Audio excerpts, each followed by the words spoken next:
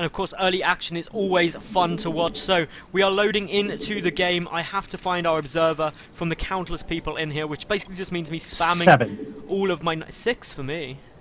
6 for you. 6 for me. 7 for me. Does that mean you win? I don't know how that works. I don't know. I think I get a prize. What prize do I get? But it doesn't matter. You get to do the introductions, Maddles. Do I? Congratulations. Who do we have play? Well, in the top right position, Jorisar, we have the purple Protoss player from Team Millennium, currently 1-0 up in this best of 3 for the WCS EU qualifiers. It's Millennium's Feast. And his opponent, spawning in the lower left, the red Protoss player from Neurosoft, desperate to force Game 3 in the ace match in this very important game. It's Wellmu.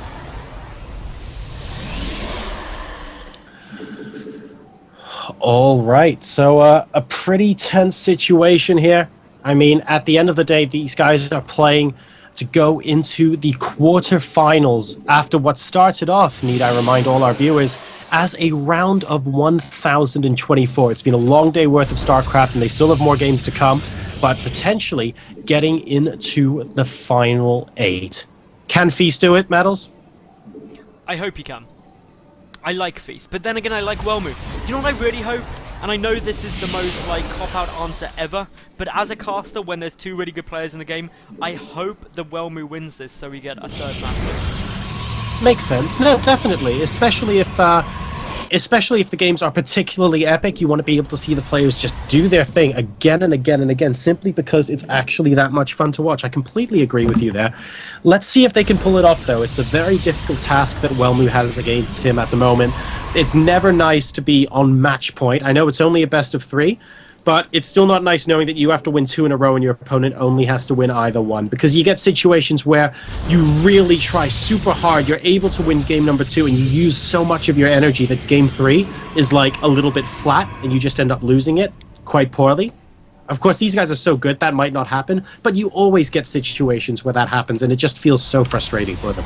It can be incredibly frustrating indeed. So the psychological aspect of a best of X series is really important. I don't know if you had the chance to speak to the Team Liquid sports psychologist at the ESET UK Masters final, but it was incredibly interesting talking to him and saying how actually their esports as a whole is a couple of years behind conventional sports in terms of the support team around the players and what a difference it's making, and that may have been one of the reasons that actually the Team Liquid players did just oh so well in that event. But back to this game and what's going on here. We've got 1 gas out at the moment for Feast compared to 2 gas with 2 probes mining east. 3 probes now mining in each for Wellmu, and of course the mothership core is on its way across the map for Feast, but Wellmu, he's busy getting his mothership core out as well. Yeah, it looks like both sides are going to get them out. Now, bear in mind that because Feast got his out significantly sooner, he'll have more energy on that mothership core, so if he needs to use it defensively, he'll have an earlier photon overcharge. If he wants to use it offensively as well, he might have a second time warp a lot faster than his opponent. And here we go, the mothership core trying to take apart a Stalker right now.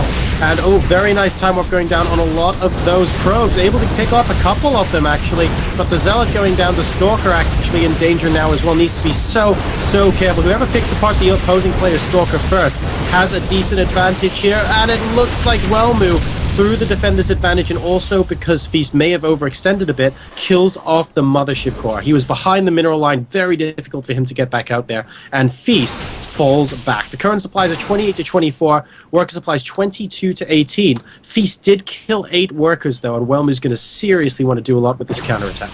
Yeah, this counterattack does have to do some decent damage. Now, Feast is getting up his Stargate, though. He only has currently 1 gateway, so he's got 2 more on the way as well. Needs to pump some units in order to defend against this.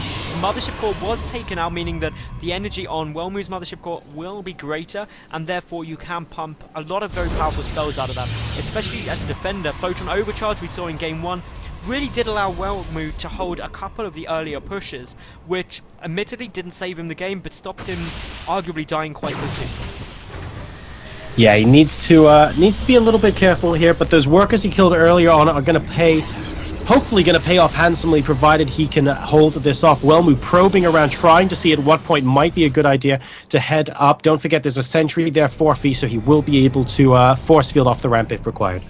So, the Mothership Corp for Wellmu being pretty brave there, poking up, taking a good little look. We've got the first Phoenix on its way out for Feast, and remember back to game 1, Jorasar.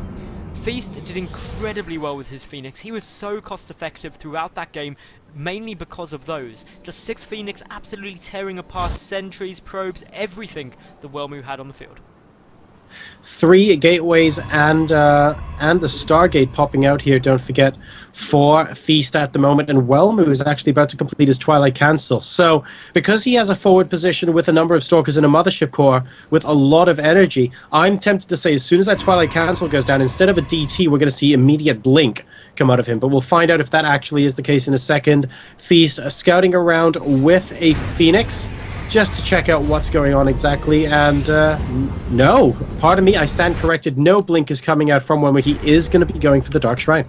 And this is the same thing that happened in game 1, but Feast identified it very quickly, prematurely force-fielded on his ramp to make sure nothing could come up in there in game 1 as well. So, this should be very, very interesting to see what goes on. We do have more Phoenix getting pumped out, so Feast doing a very similar mid-game style as we saw in the first game, but Wellmu does have his expansion out a lot sooner than that of his opponent, and those DTs, if they're able to get in without detection, could do a lot, and there is no robotics facility yet for the purple Protoss players. But there's also no probe out on the map to put down another forward pylon. And Wellmu is not only supply blocked by taking apart that forward pylon, he's not building another one. So even if the Dark Shrine finishes and it is undetected by these Phoenixes, which is looking slightly unlikely at this point because there are 4 of them in here. Okay, he does chase them away. They're going to have to walk the entire length of the map because there's no pylon out in the middle. And that's a big problem for Wellmu right now. Feast manages to snipe out one of those sentries there, which is obviously a good little thing to grab, very gas heavy, but the DT Shrine is nearly finished. But as you quite rightly pointed out, gonna have to walk across the entire map, and Wellmu is now placing down a pylon. Could have done with having that slightly earlier though, just to get it out in time. The Phoenix have not yet discovered though, as far as I'm aware, that the Dark Shrine is down. No, they have not. And as such, that just means that ultimately this will come as a bit of a surprise to Feast, but he does have his robotics facility finished now, and as long as he starts an observer quickly, should be okay. Okay, and here come the Dark Templars out in the middle of the map. They are going to be running around towards the natural expansion and potentially into the main. Note that it looks like one has a scythe and one has a spear, for those who are interested. A couple of force fields going down as well. Oh my goodness!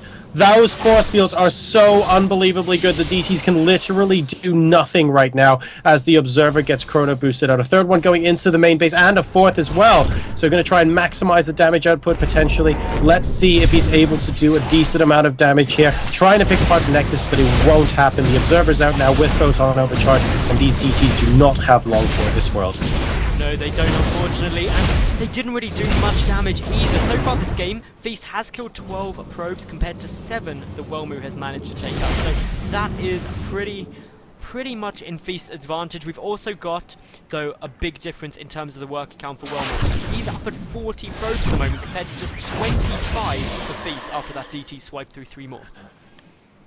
Very, very nice there. Oh, and using 2 force fields to ensure that he gets those DTs as well. So the total number of workers killed this game so far, 12 for Feast, 10 for Wellmu.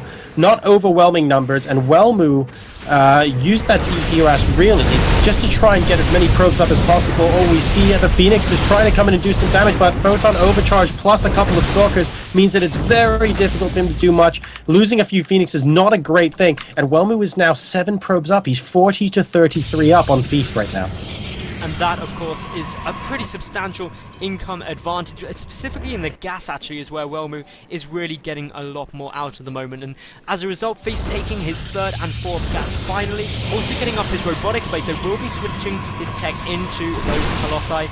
The robotics bay only just getting, robotics facility rather, only just getting started at the moment for Wellmu after committing heavily to those DTs. So, yeah, this is now getting into the more mid-game section, but without a doubt, with that good work advantage for quite a long period of time, Wellmu is going to be quite happy moving into this mid-game phase. Feast now they're moving out across the map. The army supplies are effectively equal. Ooh, supply blocking Wellmu as well, and that's going to supply block him for quite a while because he's only just started another pylon too. Frustrating times there for our Red Protoss player. Feast, though, currently supply blocked as well, and he's about to discover that. So both sides may be going into the mid-game slightly nervous. Twilight Council about halfway done for Feast too. And in the meantime, Looks like Wellmu at the moment is preparing for yet another wave of aggression. Yeah, this is a small little push in here. Just a couple of stalkers. They do have Blink though, which is allowing Wellmu to be so aggressive, because even if those force fields go down, just as we saw there, he's able to blink back and get away safely, and that is just oh so important. The first Colossus for Feast is in production. Robotic play on its way down for the time being for Wellmu. Oh, huge supply block. Huge supply block for Feast. But he is getting a... Luckily though, it came down after the Colossus got started. That's the only plus side. That he can now do that, and with Watergate Tech, you can recover that slightly better. But here we go, we've got Wellmu just pushing forward, trying to do some damage there. Apparently some lags going down there, I'm not quite sure where that was coming from. Oh wow, we are getting a little bit of lag in game. Hopefully that will clear out. So let's see if the play... It looks like the players aren't opting to pause at the moment though. We'll see if they choose to pause in a little while. In the meantime, we have got Wellmu once again poking in and then blinking out against Feast. And Wellmu now, for what seems like the first time in a while, taking the supply lead. Currently 109 to 106. He still has a 3-worker advantage, and his second robotics facility is now complete. So he's going to be pumping out Colossi faster than his opponent.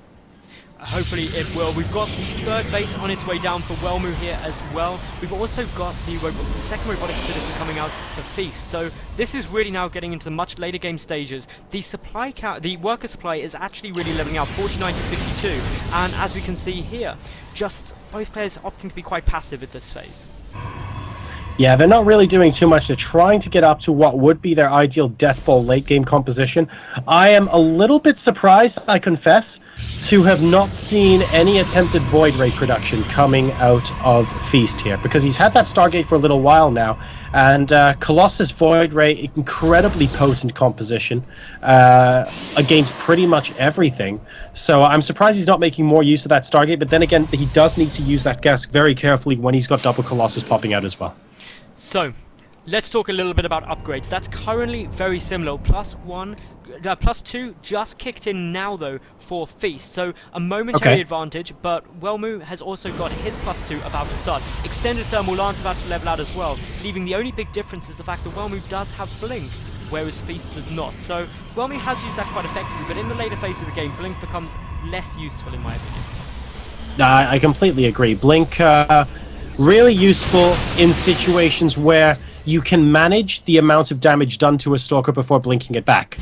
If the DPS of an army gets so large that basically leaving your Stalkers for like half a second just gets them destroyed, all of a sudden Blink Micro becomes more and more irrelevant because there's just too much damage to have to deal with. You would have to be blinking every quarter of a second or something, and that just doesn't work.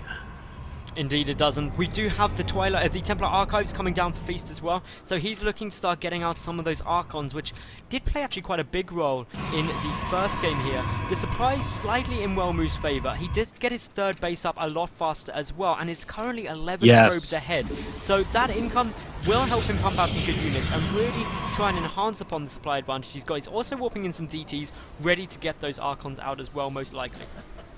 That's a really important point you touch on there, Maddles. At the end of the day, when both players were sitting back and being passive, it felt like Feast was waiting for the next wave of aggression from Wellmu, when in fact Wellmu just went, well, actually, I think now might be a good time to take my third. And as a result, his third base is significantly sooner than Feast, and that's allowed him to gain a 300 to 400 income advantage going into this stage of the game. And it looks like the armies are considering engaging out here. Very difficult to get a read on exactly what your opponent has as well.